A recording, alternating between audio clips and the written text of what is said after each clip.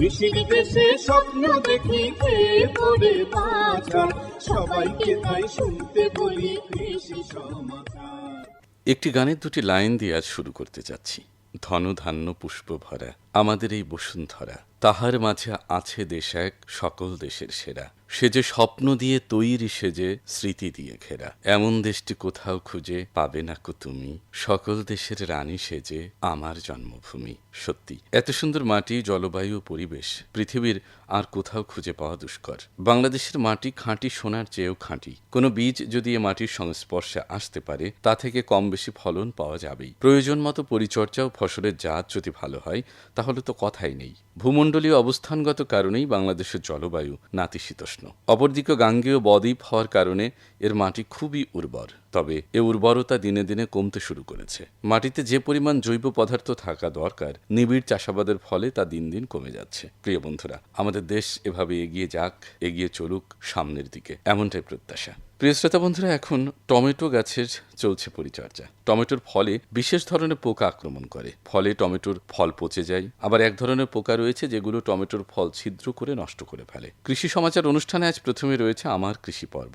এ পর্বে টমেটোর ফল ছিদ্রকারী পোকার লক্ষণ ও দমন ব্যবস্থাপনা বিষয়ে একটা আলোচনা শুনব। চলুন শোনা যাক।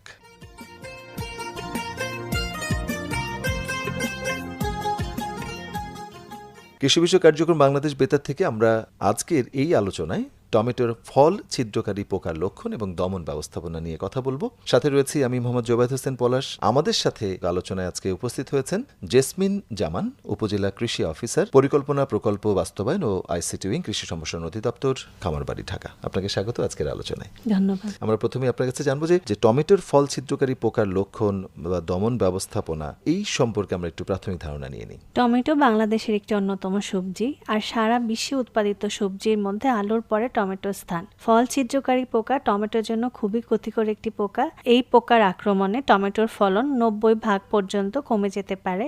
তাই এই পোকা সম্পর্কে সঠিকভাবে জেনে দমন ব্যবস্থাপনা গ্রহণ করা প্রয়োজন। তো টমেটোর যে ফল ছিদ্রকারী পোকা রয়েছে, এটার জীবন চক্রটা যদি বলেন আমাদের শ্রোতাদের জন্য। টমেটোর ফল ছিদ্রকারী পোকার জীবনচক্র সম্পন্ন হতে প্রায় 1 মাস সময় লাগে।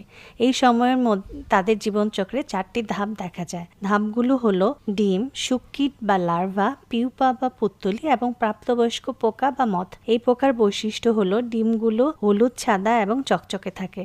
ডিম ফোটার আগে গাঢ় বাদামি বর্ণ ধারণ করে। ডিমগুলো ডালিমাকৃতির হয় এবং ব্যাস 0.4 থেকে 0.6 মিলিমিটার হয়।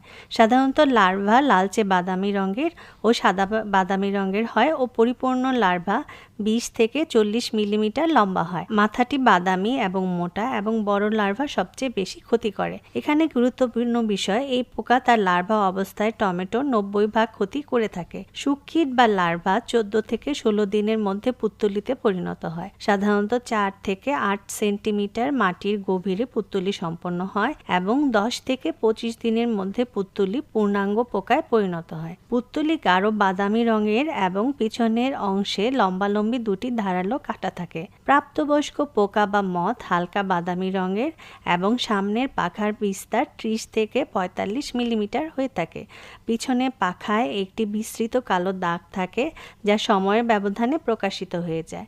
স্ত্রী পোকা গাছের কম বর্ধমান অঞ্চল যেমন পাতা, ফুলের কুঁড়ি, উন্নয়নশীল ফলের উপর একক বা গুচ্ছভাবে প্রায় 500 থেকে 1000টি ডিম পাড়ে। তো এই পোকার ক্ষতির যে লক্ষণ, কি কি লক্ষণ আসলে রয়েছে? পেটুক লার্ভাগুলো গাছের পাতা ও ডালপালা খায়, কিন্তু তারা গাছের প্রজনন অঞ্চল যেমন কুঁড়ি, বীজ, বীজকোষ, শুটি, ক্যাপসুল প্রভৃতি বেশি পছন্দ করে। ফল আসার পরে এই পোকার লার্ভাগুলি বেড়ে ওঠে, ফলের ভিতরে ঢুকে শ্বাস ও বীজ খেয়ে থাকে। লার্ভাগুলো ছিদ্র করে এবং বড় গভীর গর্ত তৈরি করে। পরিপূর্ণ পর্যায়ে লার্ভা দেহের শুধুমাত্র অগ্রপ্রান্ত উদ্ভিদ টিস্যু ভেদ করিয়ে রাখে। তবে টমেটো ফলে লার্ভাগুলি সম্পূর্ণভাবে টিস্যুর ভিতরে প্রবেশ করে যেতে পারে। তাই ফল উৎপাদনে প্রক্রিয়াকরণের আগে কখনো কখনো তাতে লার্ভা আছে কিনা বোঝা যায় না। সাধারণত তাপমাত্রা বাড়ার সাথে ফেব্রুয়ারি মাসের শেষ সপ্তাহ থেকে এদের আক্রমণের মাত্রা বৃদ্ধি পেতে দেখা যায়। টমেটো ফল ছিদ্রকারী পোকা দমনে আমরা কি কি ব্যবস্থা নিতে পারি? সাধারণত সমন্বিত ব্যবস্থাপনার মাধ্যমে এই পোকা নিয়ন্ত্রণ করা সম্ভব। সমন্বিত ব্যবস্থাপনার মধ্যে পরিচর্যা, যান্ত্রিক ও জৈব প্রযুক্তির ব্যবস্থা, জৈবিক কীটনাশক এবং রাসায়নিক কীটনাশক প্রয়োগ করা হয়। আর কোনো কি বিশেষ ব্যবস্থাপনা রয়েছে যার মধ্য দিয়ে এই পোকা দমন করা যেতে পারে? সমন্বিত পদ্ধতিতে সবগুলো পদ্ধতি অন্তর্ভুক্ত। এই সবগুলো প্রয়োগ করেই পোকা দমন করা যায়। তো দমনের ক্ষেত্রে প্রথমে আসি পরিচর্যাগত দমন। সেটা করতে হলে প্রথমে যা করতে হবে, প্রতিরোধী জাত চাষ করতে হবে, জমিতে সুষম সার ব্যবহার করতে হবে, জমি ও জমির চারিদিকের আগাছা তুলে ফেলতে হবে। চারা রোপণের 15 দিন পর থেকে প্রতিদিন পোকাসহ আক্রান্ত পাতা, ফল সংগ্রহ করে ধ্বংস করে ফেলতে হবে। গাছের নিচে ঝরা পাতা, ফুল ও ফল সংগ্রহ করে মাটিতে পুঁতে ফেলার ব্যবস্থা করতে হবে। এরপর আসে যান্ত্রিক ও জৈব প্রযুক্তির ব্যবস্থা। এক্ষেত্রে আলোক ফাঁদ, ফেরোমন ফাঁদ ব্যবহার করে পোকা নিয়ন্ত্রণ করা যায়। আর আক্রমণ তীব্র হলে আমরা রাসায়নিক পদ্ধতির দিকে যাব। এক্ষেত্রে ফ্লুবান ডায়ামাইড গ্রুপের কীটনাশক 0.4 গ্রাম হারে প্রতি লিটার পানিতে মিশিয়ে স্প্রে করতে হবে, অথবা সাইপারমেথ্রিন গ্রুপের কীটনাশক রিপকোর্ড বা সিমবুশ 1 মিলিলিটার প্রতি লিটার পানিতে মিশিয়ে স্প্রে করা যেতে পারে, অথবা ইমামেকটিন বেনজয়েড যেমন প্রোক্লেম প্রতি লিটার পানিতে 1 গ্রাম হার মিশিয়ে স্প্রে করা যেতে পারে। টমেটোর ফল ছিদ্রকারী পোকার লক্ষণ এবং দমন ব্যবস্থাপনা নিয়ে আমরা শুনছিলাম। নিশ্চয়ই আমাদের কৃষিজীবী ভাই বোনরা টমেটোর এই ফল ছিদ্রকারী পোকা দমনে সচেষ্ট হবেন এবং সফল হবেন, এবং টমেটোর ফলন বৃদ্ধিতে আমাদের আজকের আলোচনাটি অনেক বেশি গুরুত্ব বহন করবে। আপনাকে অসংখ্য ধন্যবাদ জানাই কৃষি বিষয়ক কার্যক্রম বাংলাদেশ বেতারের পক্ষ থেকে। আপনাকেও ধন্যবাদ।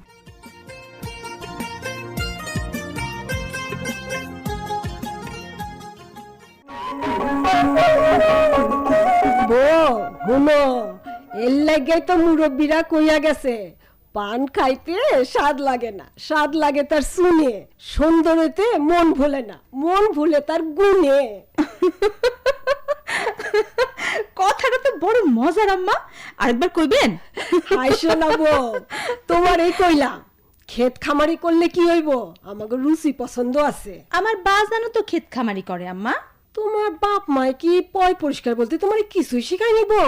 এই যে তরকারিগুলি মাছের মধ্যে দিলা, ধুইতে তো দেখলাম না। সি সি সি, তরকারিগুলা মাছের দেওয়ানোর আগে ভালো করে ধুয়ে নিছি তো আম্মা। বাস হয়ে গেল, কুটলের পর আর ধোন লাগবো না? আম্মা, শাক সবজি কুটনের পরে ধুইলে এর স্বাদ গুণ দুইটাই তো নষ্ট হয়ে যায়। শাক সবজি ধুইতে হয় কুটনের আগে। নতুন কথা শুনাইলা বউ। ইয়ে মা, কথাটা নতুন শুনলেও মিছা না। এই লও তোমার পান আর শুন। ও দে। হ্যাঁ লও, শাক সবজি কাইটটা ধুইলে এর পুষ্টিগুণ আর স্বাদ পানির লগে অনেকটা চলে যায়।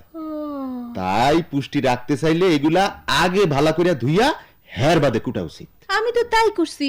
তোরে কেডাই কইলো বাজান? ওই যে আমাগো রাইতের স্কুলের মাস্টার ভাইয়ে কইছে, কথাটা বইয়ের মধ্যে আছে মা। তাইলে তো কতটা সত্য। বউ, আমি তোমারে সুন্দর একখান কথা কইছিলেন আম্মা, আরেকবার কন্যা আম্মা কন্যা। কি কথা মা, কও না। ওই যে কথাটা কন্যা আম্মা কন। পান খাইতে স্বাদ লাগে না, স্বাদ লাগে তার শুনে। হ্যাঁ, সুন্দরেতে মন ভুলে না, মন ভুলে তার গুণ।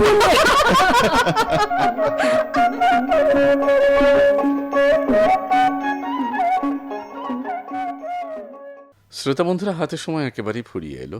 চলে এসেছে আজকের অনুষ্ঠানের শেষ প্রান্তে। সবার জন্য অনেক অনেক শুভকামনা। ভালো থাকবেন, খুব ভালো। সবাইকে তাই শুনতে বলি কৃষি সমাচার, সবাইকে তাই শুনতে বলি কৃষি সমাচার।